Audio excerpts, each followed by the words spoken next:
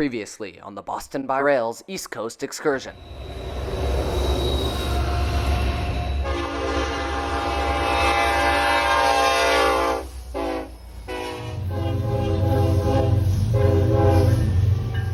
We drove back to Greenville feeling very successful.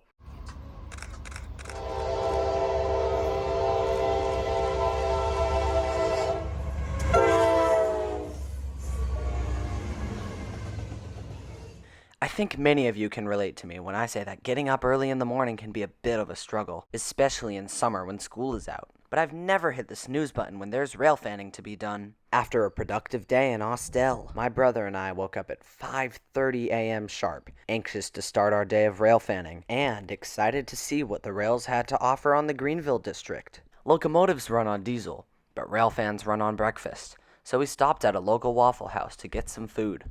Because we missed a day of planned rail fanning in Greenville due to the derailment, see episode 1. Our goal was to hit up all the spots in the area before we would be leaving the next day. We start at the Saluda River Trestle, a gargantuan train bridge that carries roughly 25 freight trains and 2 passenger trains over the Saluda River per day. Lighting here is almost always bad because you can only shoot safely from the highway emergency lane. However, because we hit it up early, the lighting was just good enough. 203 from Rutherford, Pennsylvania passed not long after our arrival.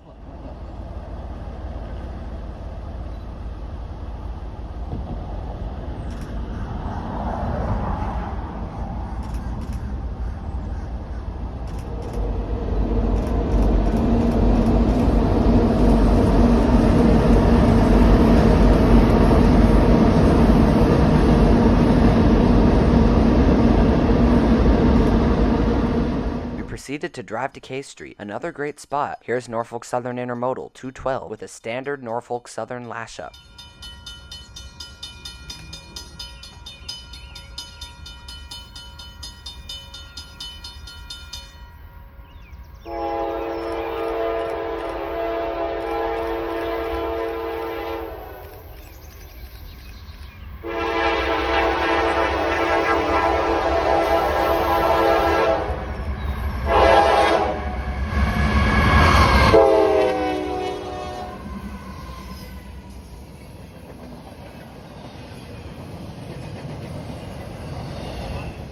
You know, it's not that often that a Canadian National locomotive finds its way in the upcountry. As NS-204 rounded the bend, I noticed a big red locomotive trailing third out. This Canadian National GEVO would represent the 4th Class 1 railroad seen on this trip. I think my brother's reaction perfectly sums up the surprise we felt after seeing it.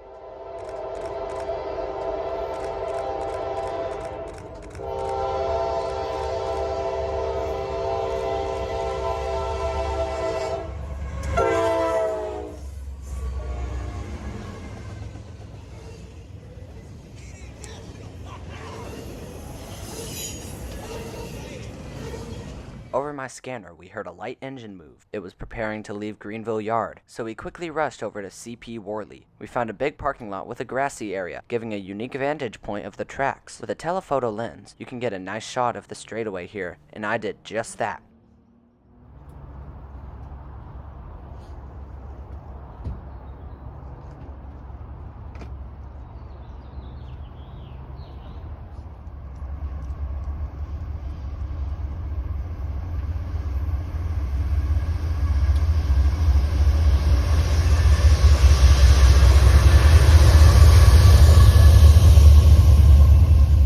Our stomachs began grumbling, and we headed to Cookout to get some shakes and burgers. We returned to Arcadia Drive, a road where crew changes are often performed. A Norfolk Southern high railer truck came by first. A high railer is usually a pickup truck that has train wheels attached to it. A high railer's ability to travel on road and rail makes it a vital asset for railroads who need to get the job done. This high railer unexpectedly did the switch from rail to road right in front of us. Pretty cool.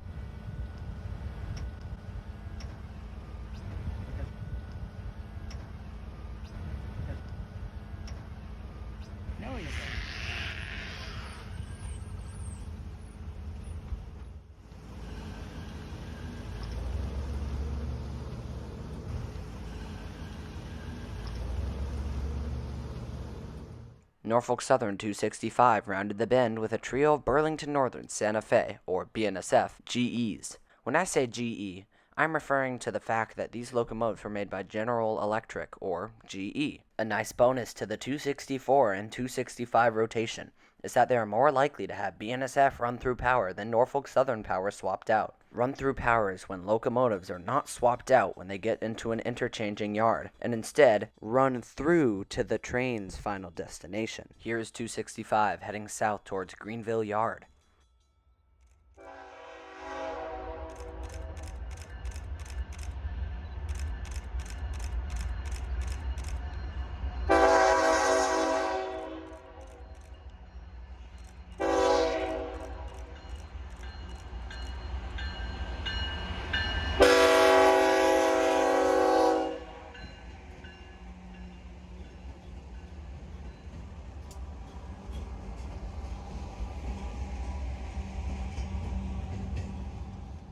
.264 and 265 swapped crews at Greenville Station, probably to allow the crews to get back home earlier and to keep their trains moving fast and efficiently with no delay. Norfolk Southern 264 and 265 are new additions to the Piedmont Division as of 2016. This pair of trains runs between Charlotte, North Carolina and Memphis, Tennessee, and are two of the hottest trains on the Piedmont Division. A hot train means a train that is very high priority, carrying many items that you are likely to have in your house, from televisions to refrigerators to any food you can think of. Here's NS 264 with another smother of BNSF locomotives.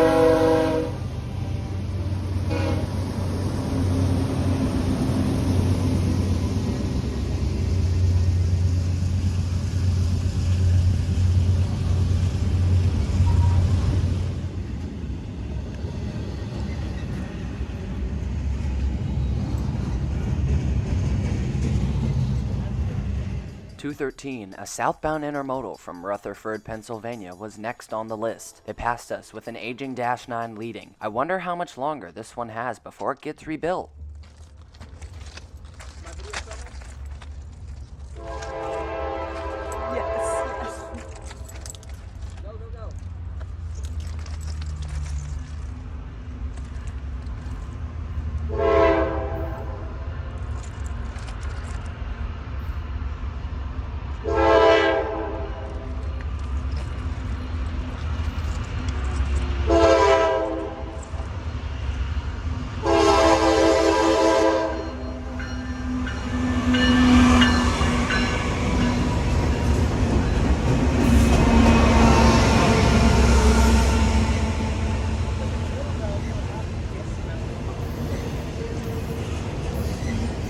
You may think that rail is set for life once it's installed, but rail, like anything else, needs routine maintenance. A train won't have a smooth ride if these rails are not maintained. Railroads keep these rails in good condition with what's known as a rail grinder.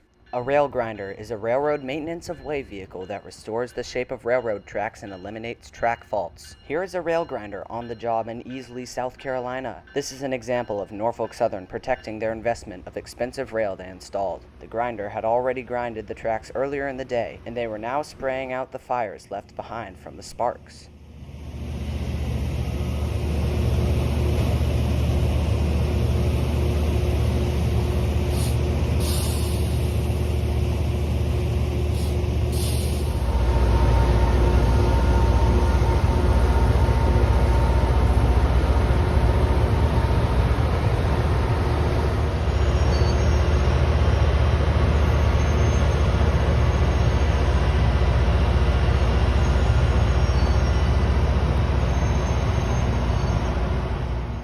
We tend to think of train tracks as super slick and silver rails that are smooth as can be. But dormant tracks can rust quickly. With no service for 2 days on this section of the Greenville division, the tracks were in worse condition than normal.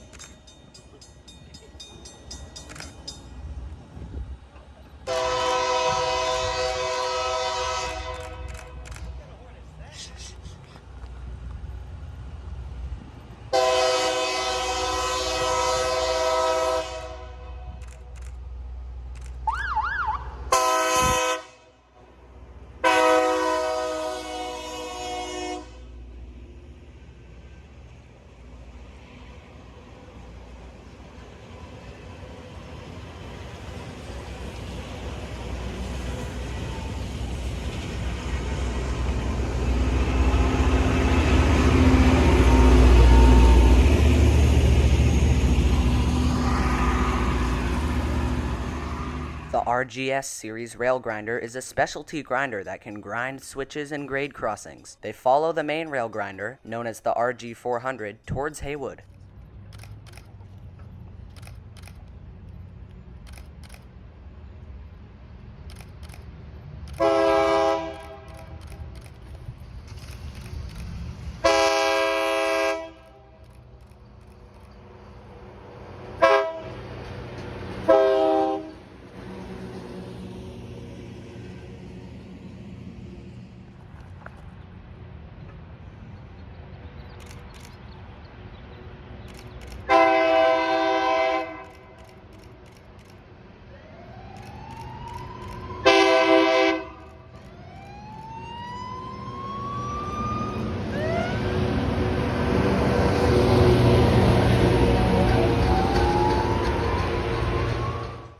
As the RG400 grinder completed its spraying in Easley, NS M54, an extra 154, was nearing. Because of the derailment, many extra trains were made to supplement for the stoppage of traffic down the line, such as this. Here is M54 through Wilbur Street with an SD70 ACE leader.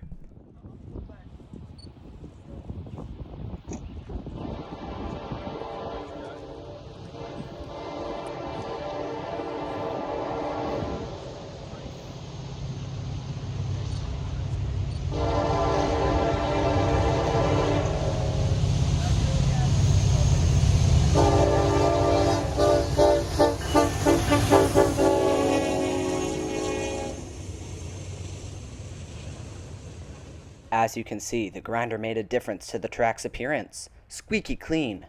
Throughout our stay in Greenville, from the derailment days to the line's revival, train cars began blocking the view of the tracks from our Airbnb, as if to salute us farewell. Our last train of the trip was NS 153, which had picked up every single one of the cars blocking our view.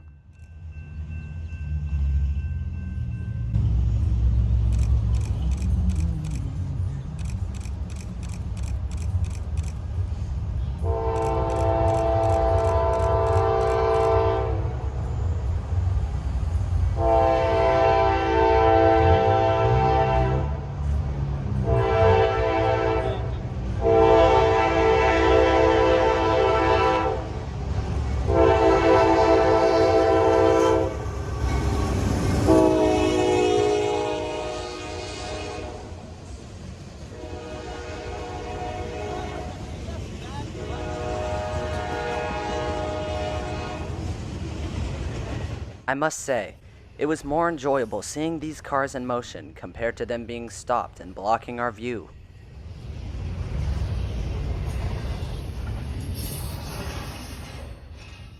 We spent our last night in Greenville rail fanning from the comfort of our living room, an activity that had been delayed until the final moments of our trip. And what a triumphant trip it was! But we're not done yet.